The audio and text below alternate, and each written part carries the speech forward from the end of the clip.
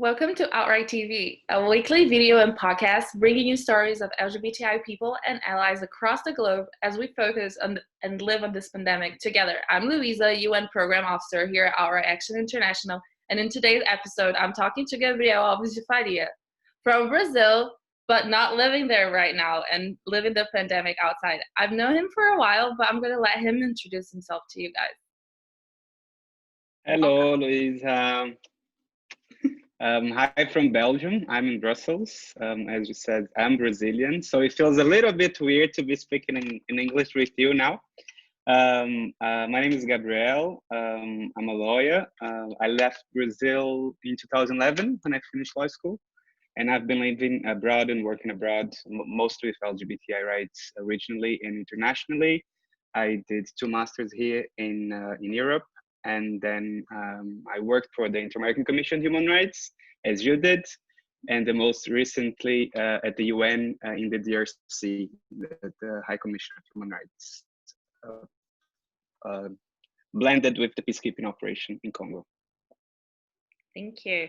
As everyone can see, he lived in a lot of places and done a lot of things and had all the different experiences you can imagine. But can you tell us a little bit about how things are right now where you are, and how is your life going? How is work going now that we're all sheltered in place?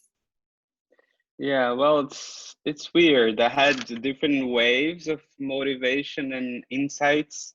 Now I'm working as a consultant actually since last year, so it didn't change much in terms of my practical professional routine, because I had been working mostly from home.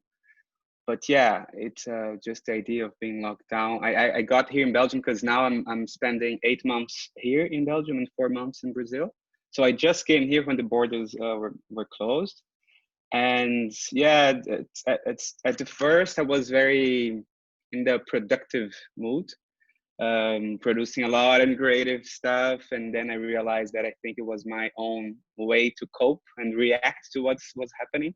Then I slowed down a little bit, but this productivity idea that we must be productive, it's got stuck with me. This reflection, this time in the pandemic, how much we have and we must, and as an activist, that you have always to be active, and so I've been questioning and reconciling these feelings, and I think that brought the pandemic brought me a little bit of that. Ugh, I know. I feel like everyone is either like 5 seconds super productive and 5 seconds I never want to get out of bed ever again. And it's so hard and it's so difficult to conciliate all the different issues. But I feel like, as you said, that being an activist, it's really hard to conciliate everything. Because being an activist, as saying the word being an activist, it's a full-time job. But having your life and your friends and your family is also a full-time job. So it's really hard to conciliate everything. And how are things before the pandemic? And do you think they changed, or are you just having those reflections now? Well, I'm having the reflection of productivity and my engagement. But before, yes, I had my moments reflecting on how to reconcile professional and personal life. And most I realized as well that every time that I was traveling, even for pleasure or for tourism, I was always putting an activist element to it, and it didn't become anymore just a trip, but work. So I decided to stop a bit last year. And also thinking of mental health, I think it's important to discuss and to address that within our community, LGBTI and human rights defenders, because of different reasons, the content, what we do, and also, yeah, the lack of resources as well in this world. It brings some certain anxiety, and also, yeah, so I'm very cautious. I'm not in a burnout, but a lot of my friends are around having a burnout. So I think you are agreeing. So yeah, I kind of slowed down a bit, and then I decided, as I said, to go as a consultant. But it's hard because yeah, I have these calls, and I'm trying to resist like big organizations and regional organizations where we both come from, internationally active, the international activism.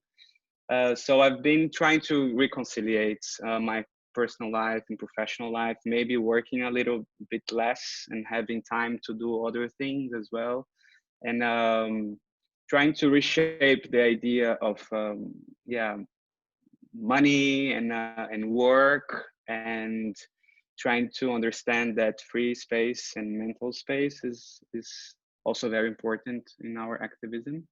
um, so yeah, then I decided to switch to more consultant work, and I'm with my boyfriend here in Belgium. He speaks Portuguese, so we are able to go to Brazil together as well. And I'm learning Dutch because he speaks Dutch.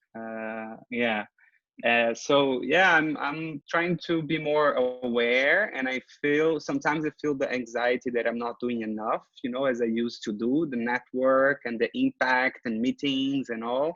But I'm trying to slow down a little bit and understand as well that maybe it's a new phase of my life in terms of family life, what we always fight for, family life for LGBT people. So I'm trying to, yeah, be more aware and create more time for that, and be here and be in Brazil as well, which is another discussion. Um, yeah, how do you feel like as a doing international and regional work, but the situation in Brazil is not going very well? So how to, you know, feel that you're being relevant in your own context? So I'm trying to be a bit more local, but it bothers me the fact that I'm always in international work. Yeah, I find it so hard because some days I don't want to read the news about back home.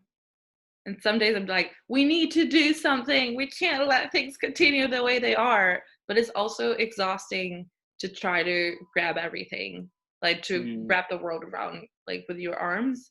And it's something that took me a really long time to learn from a really dear friend. That's like an empty jar can't pour. So if we don't take care of ourselves, it's really hard to do anything else. And I feel like I do what I can taking care of my family back home or my partner, but also we can't change the world alone, and it's super hard. And yeah. and as you're saying, like you're changing and doing new works, I find particularly your career path super interesting. And I don't know if our audience knows everything about it. Can you tell us about everything that you're doing right now and about like the plans for your work and future work? Yeah, sure. So as I said, I decided to go solo as a consultant last October. So here in Belgium, I'm trying to link civil society from Brazil. I decided to, after 8 years when Bolsonaro won, I decided that I want to be more active in my own reality, in my own context. So I've been trying to mainstream Brazil in my career, in my professional activities. So here in Belgium, I'm trying to raise awareness and visibility to the human rights issues that have been taking place in Brazil within the EU institutions and regional networks that are here. So this is one part. I'm also developing and delivering workshops on protection for human rights defenders, which is super interesting, like developing your own content of the workshop and then delivering. And 2 years ago, as you know, I founded this organization called Not Only Voices in Amsterdam, which aims to connect LGBTI rights defenders through filmmaking. So I'm also trying to collect and engage more with Brazilian civil society to collect videos and give more visibility, but in English. So try to bridge an international attention, international actors to a Brazilian reality.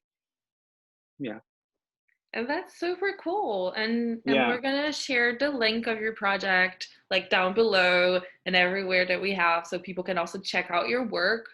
And I find what you do super inspiring, and it's so important that we to talk to fellow Brazilians who are outside and are also trying to figure out how to bring that reality that's just escalating to yeah, other people to understand it. Yeah. I don't even like to say his name to not give him any credit on anything, but it's hard. yeah. But yeah, I also feel very, very happy like to talk to you and to other Brazilians abroad that yeah, we've been working and the relevance and the importance of Brazil in international diplomacy and on LGBTI rights movements within UN advocacy and within the OAS was always very, very important. Was a sort of proud of us as bringing and pushing. And now I feel that things are going really in the wrong direction. So I also feel this pressure to be a bit more engaged there. And it's nice when we are able to connect like with Outright in New York and with organizations here in Europe to bring more attention to what's happening in Brazil. So thanks for having me here. No, thank you for coming. You're going to see that face a lot because he does amazing things, and I'm really happy that he accepted being here on Outright TV with us. I'm Louisa. Thank you for watching us today, and you see more episodes with my colleagues from Outright TV. Thank you, everyone.